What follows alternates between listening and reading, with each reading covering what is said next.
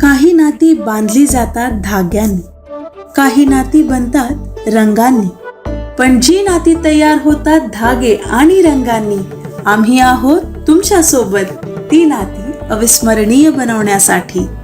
Shri वरसिद्धी shopping mall तुमचे स्वागत करीत आहे. तुमच्या आयुष्यातील सर्वात सोनेरी नात्याचा सण साजरा करा आमच्या सोबत. या आमच्या वेडिंग कलेक्शन मधून निवडा, जिथे प्रत्येक मजल्यावर काहीतरी वेगळं तुमची वाट पाहत आहे. महिलांसाठी wedding saris, ethnic wear, lehenga आणि ladies wear, churidar, kurtis, western wear. पुरुषांसाठी सूटिंग, शर्टिंग, एथनिक वेअर आणि फॉर्मल वेअर, कॅज्युअल वेअर. बालकांसाठी वेडिंग ड्रेसेस, एथनिक वेअर आणि कॅज्युअल वेअर. तर या श्री वरसिद्धीचे कुटुंब तुमच्या कुटुंबाची वाट पाहत आहे. श्री वरसिद्धि शॉपिंग मॉल, आजाद गार्डन जवळ, कस्तूरबा रोड, चंद्रपुर. जैसे जैसे इलेक्शन करीब आ रहे हैं वैसे वैसे संपूर्ण देश की राजनीति गर्मा रही है. इसी कड़ी में महाराष्ट्र में पिछले कई सालों से चल रहा आरक्षण का मुद्दा अब अपने चरम पर पहुंच गया है. जालना में मनोज जरांगे पाटिल के नेतृत्व में चल रहे मराठा आरक्षण के आंदोलन करने वालों पर जब से लाठीचार्ज हुआ है तब से सभी मराठा सरकार के विरुद्ध भड़क उठे हैं और आने वाले चुनाव में होने वाली क्षति को देखते हुए सरकार ने मराठा लोगों को कुणबी प्रमाण पत्र देने का निर्णय ले लिया है, जिससे अब मराठा ओबीसी के तहत आरक्षण का फायदा ले सकते हैं. मगर ओबीसी समाज के लिए पहले से लड़ रहे संगठनों को ये मंजूर नहीं है. इसी के चलते कल दिनांक 8 सितंबर को चंद्रपुर में राष्ट्रीय ओबीसी महासंघ के समन्वयक डॉक्टर अशोक जीव तोड़े और राष्ट्रीय सचिव सचिन राजू रकर के नेतृत्व में एक महापंचायत का आयोजन किया गया. आपको बता दें, जिसमें सर्वसम्मति से ये ठहराव पारित किया गया कि किसी भी हाल में मराठा को ओबीसी में आरक्षण नहीं दिया जाएगा और ओबीसी के बाकी मुद्दों के लिए अब आर पार की लड़ाई होगी. जिसके तहत ओबीसी विद्यार्थी महासंघ के रविंद्र टांगे 11 तारीख से जिलाधिकारी कार्यालय के सामने अन्य त्याग आंदोलन करेंगे और राष्ट्रीय ओबीसी महासंघ 17 तारीख को महामोर्चा का आयोजन करेगा. इसी उपलक्ष्य में हमारे पार्थशर समाचार के संपादक राजेश नायडू ने रविंद्र टांगे और सचिन राजू रकर से एक्सक्लूसिव बातचीत की. आइए देखते हैं कि विशेष मुलाकात. आज की स्थिति में पूरे महाराष्ट्र में नहीं तो पूरे इंडिया में, भारत में चुनाव जैसे जैसे करीब आ रहे हैं, विभिन्न मुद्दों पर राजनीति गरमा रही है. इसमें महाराष्ट्र में हाल फिलहाल जो सबसे गर्म विषय है, जो सबसे गर्म राजनीति का भी विषय बन चुका है, वो है ओबीसी वर्सेस मराठा आरक्षण के बारे में. जैसा कि हम जानते हैं, जरांगे पाटिल के आंदोलन पर लाठीचार्ज के बाद सरकार ने आनंद फानन में मराठों को कुणबी का प्रमाण पत्र देने का निर्णय लिया, जिसके विरोध में कल चंद्रपुर में ओबीसी राष्ट्रीय महासंघ ने महापंचायत का आयोजन किया और उसमें उन्होंने कुछ बड़े निर्णय लिए. उसी में से ये पता लगा कि ओबीसी विद्यार्थी संघ के रविंद्र, जो अभी आज हमारे साथ में है, ये 11 तारीख से उपोषण पे बैठने वाले हैं. तो अब जरांगे वर्सेस रविंद्र, ये उपोषण का स्थिति बन सकती है. रविंद्र, हम आपसे जानना चाहेंगे क्या विषय है आपका और आप उपोषण का मार्ग क्यों चुनना चाहते हैं? नाही, सर्वप्रथम तर हे बघा, कारण तर आजपर्यंत जे ओबीसीची जातीय जनगणना झालेली नाही. आणि दुसरी गोष्ट म्हटलं तर आजपर्यंत आम्ही कितीक निवेदन देऊनसुद्धा आमच्या मागण्या त्यांनी पूर्तता केलेली आहे. मी फक्त माझ्या 3 मागण्या घेऊन आपल्या अन्नदायी आंदोलनासाठी बसत आहे. पहिली माझी मागणी आहे मराठा समाजाची ओबीसी प्रवर्गात समाविष्ट करू नये. दुसरी माझी मागणी ही आहे, बिहारच्या धर्तीप्रमाणे महाराष्ट्रात सुद्धा जनगणनेचा सर्वे करण्यात यावा. तिसरी मेन मुद्दा म्हटलं तर नाव येतं ओबीसी विद्यार्थी वसतिगृहासाठी का जे अजूनपर्यंत चालू नाही झालेले आहे. माझ्याकडे शासन निर्णय 28 फेब्रुवारी 2023 रोजी जो शासन निर्णय निघाला आहे, त्याच्यामध्ये आमचे सावे साहेबांनी असं म्हटलं होतं की 15 ऑगस्टपर्यंत ओबीसीचे वसतिगृह जिल्ह्यामध्ये चालू करण्यात. अजूनपर्यंत ते ओबीसीचे वसतिगृह चालू केलेलं नाही. त्यासाठी मी प्रमुख 3ही मागण्या घेऊन येत्या सोमवारला ठीक 12 वाजता जिल्हाधिकारी कार्यालयासमोर अन्नत्याग घोषण करेल. रवींद्र, तुमचा परिचय पूर्ण सर्व लोक जाण्यासाठी इच्छुक आहे, तर आपला परिचय कधीपासून आपण ओबीसी या संघाला आणि आंदोलनाला जुळल्या त्याबद्दल सांगा. माझं नाव रवींद्र विलास टोंगे आहे. मी माझा पत्ता आहे वेंडली, मुक्काम वेंडली, पोस्ट पिंपरी, तहसील जिल्हा चंद्रपूर. आणि मी या ओबीसी चळवळीसाठी जेव्हा आमच्या राष्ट्रीय ओबीसी महासंघाची स्थापना झाली 2016मध्ये, तेव्हापासून त्या संघटनेमध्ये काम करतो. रवींद्र, हा तुमचा मार्ग प्रसिद्धीसाठी तर नाही? नाही, प्रसिद्धीसाठी नाही. माझा हा मार्ग माझ्या ओबीसी समाजासाठी. हमारे साथ में राष्ट्रीय महासंघ ओबीसी के सचिव, राष्ट्रीय सचिव सचिन राजूकर जी भी है. सचिन भाऊ, कल आपने अपना रुख साफ किया है, किसी भी तरह से मराठा को आप ओबीसी में आरक्षण नहीं देना चाहते हैं. अब 11 तारीख को ये उपोषण, अन्यथा आंदोलन और 17 तारीख को आपका महामोर्चा, कैसे रहेगी इसकी पूरी रूपरेखा? देखिए हाथ में लेके बोलो. देखिए हमने कई बार सरकार को आगाह किया कि मराठा समाज को, ओबीसी को आना नहीं देना चाहिए. और बार बार अभी जरांगे पाटिल क्या बोल रहा है, कुंभी प्रमाण पत्र. प्रमाण पत्र कैसे मिलता है हमको मालूम है. अगर मेरी बच्ची का भी प्रमाण पत्र निकलने गए कि पुराने दस्तावेज देना पड़ता सरकार को, और जब दस्तावेज देंगे तभी हमारा सर्टिफिकेट मिलता है. लेकिन जरांगे पाटिल ये कर रहा है कि जितने भी मराठवाड़ा और सारे मराठों को कुंभी प्रमाण पत्र. ऐसा हो ही नहीं सकता. अगर विदाउट डॉक्यूमेंट जब प्रमाण पत्र देने लगेंगे तो हमारे ओबीसी को कुछ नहीं मिलने वाला है ना. पहले ओबीसी को न्याय नहीं मिल रहा, हमारे छात्रावास नहीं है, हमारे किसानों को कोई योजना ही नहीं है, हमारे विद्यार्थियों को 100% छात्रवृत्ति मिलना चाहिए वो भी नहीं है, कुछ योजना नहीं है. जो सरकार ने कई बार आश्वासन दिए. मैं पहले बोलता हूँ कि सावे साहब ने सभागृह में बोला, बहुत सारे विधायक ने क्वेश्चन पूछा कि छात्रावास कब शुरू होंगे, तब उन्होंने कहा कि 15 अगस्त से छात्रावास शुरू होंगे. लेकिन अभी तक छात्रावास शुरू नहीं होंगे. इसलिए हमारे जो जिलाध्यक्ष और विद्यार्थी महासंघ के रविंद्र टोंगे वो बैठ रहे. और दूसरी बात मांग ऐसे, यहाँ के उप मुख्यमंत्री ने बोला है कि बिहार के धरती पर हम यहाँ का सर्वे करेंगे, वो भी उन्होंने नहीं किया.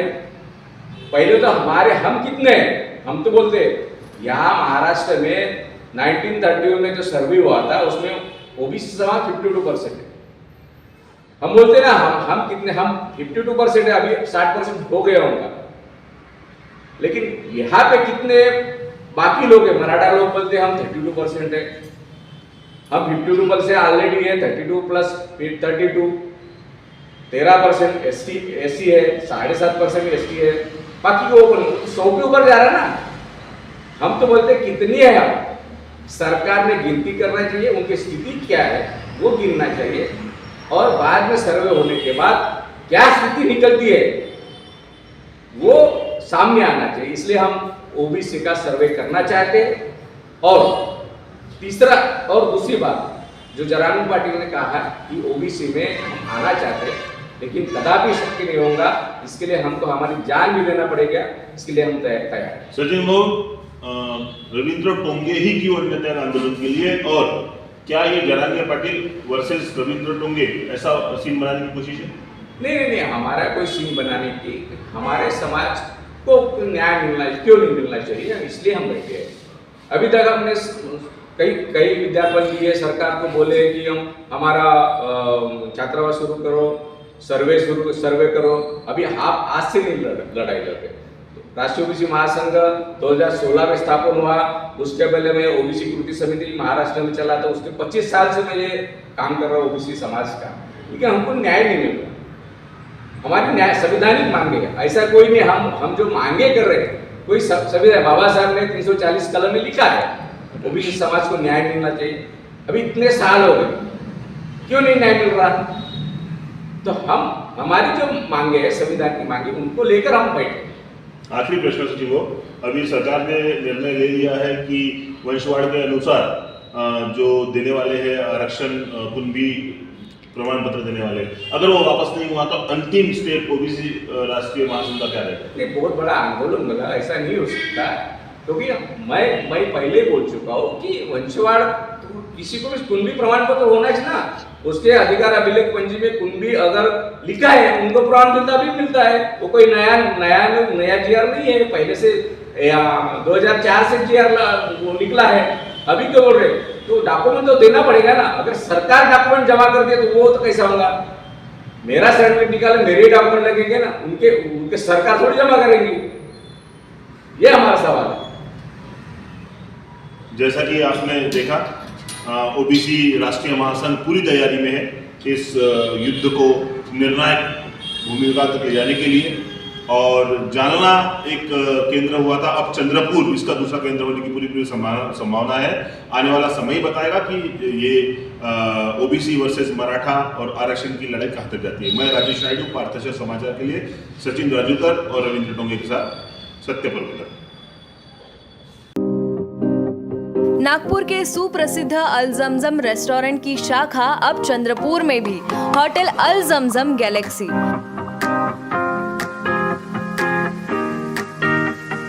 वेज, नॉनवेज और चाइनीज खाने के लिए आलीशान फैमिली रेस्टोरेंट, साथ ही अल जमजम सेलिब्रेशन लॉन, शादी, पार्टी, बर्थडे और किसी भी मीटिंग या समारोह के लिए सर्वोत्तम स्वाद और सेवा की guarantee.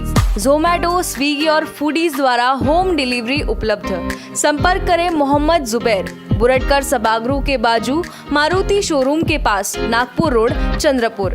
Mobile number 9552227186 9322899635। Maharashtra Navnirman Sena द्वारा बुधवार को नागपुर शहर में 13 सितंबर को प्रातः 10:30 बजे पार्टी नेता एवं प्रवक्ता संदीप जी देशपांडे, अविनाश जी जाधव, राजू भाव उम्बारकर, नगर अध्यक्ष विशाल बड़गे एवं नगर अध्यक्ष चंदू लाडे की उपस्थिति में नागपुर सुधार परियोजना में अधिकारियों द्वारा किए जा रहे भ्रष्टाचार और इसके कारण आम लोगों के शोषण के खिलाफ मन से नागपुर शहर द्वारा एक सुधारना आंदोलन निकाला जाने वाला है।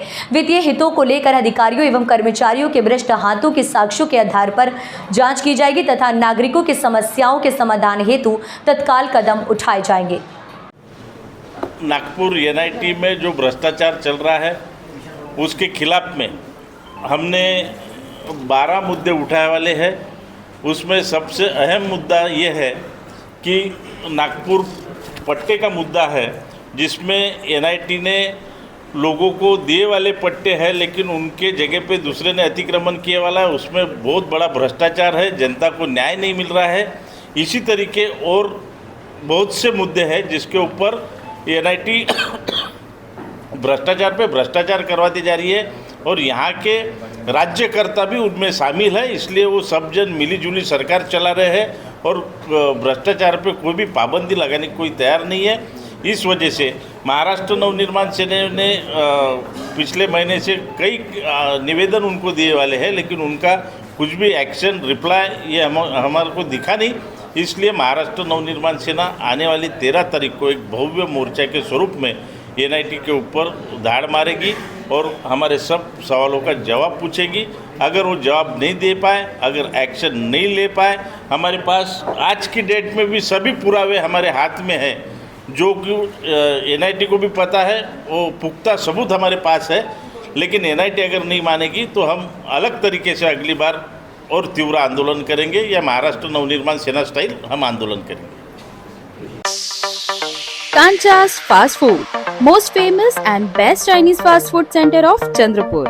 Best stays, outdoor and indoor sitting arrangements, best services at reasonable rates. We offer veg Manchurian, paneer Manchurian, veg chili, chili chana, chili paneer, veg noodles, Hakka noodles, Szechuan noodles, cocktail rice, paneer rice, Szechuan rice, fried rice. Available for home delivery, marriages and all other parties.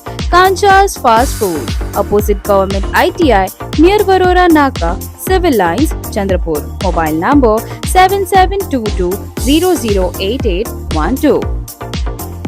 Maharashtra के संस्कृति मंत्री सुधीर मुनगंटीवार ने शुक्रवार को कहा कि सन 1659 में बीजापुर सल्तनत के सेनापति अफजल खान का वध करने में छत्रपति शिवाजी महाराज द्वारा इस्तेमाल किए गए वाघनख को नवंबर में लंदन से भारत लाए जाने की संभावना है। उन्होंने कहा कि 17वीं सदी के मराठा शासक छत्रपति की प्रसिद्ध जगदम्बा तलवार को भी लंदन के संग्रहालय से वापस लाने की कोशिश की जा रही है। वाघनख को वापस लाने के वास्ते मुनगंटीवार सहमति पत्र पर दस्तखत करने के लिए इस महीने ब्रिटेन जाएंगे। मुनगंटीवार ने कहा कि पहले चरण में हम वाघनख ला रहे हैं, ये यहाँ नवंबर में लाए जाने की संभावना है और हम इसके लिए सहमति पर हस्ताक्षर करने जा रहे हैं। हमारा प्रयास इसे उस दिन तक लाना है जिस दिन छत्रपति शिवाजी महाराज ने अफजल खान की आंतड़ियाँ निकाल दी थी। इस वाघनख को दक्षिण मुंबई के छत्रपति शिवाजी संग्रहालय में रखे जाने की संभावना है। अफजल खान का वध मराठा इतिहास में एक महत्वपूर्ण अध्याय है। खान की विशाल सेना को मराठाओं ने गुरिल्ला युद्ध के माध्यम से हरा दिया था। महान मराठा शासक ने इस वाघनख का इस्तेमाल करते हुए खान को मार डाला। ये प्रकरण लोक कथाओं का हिस्सा बन गया।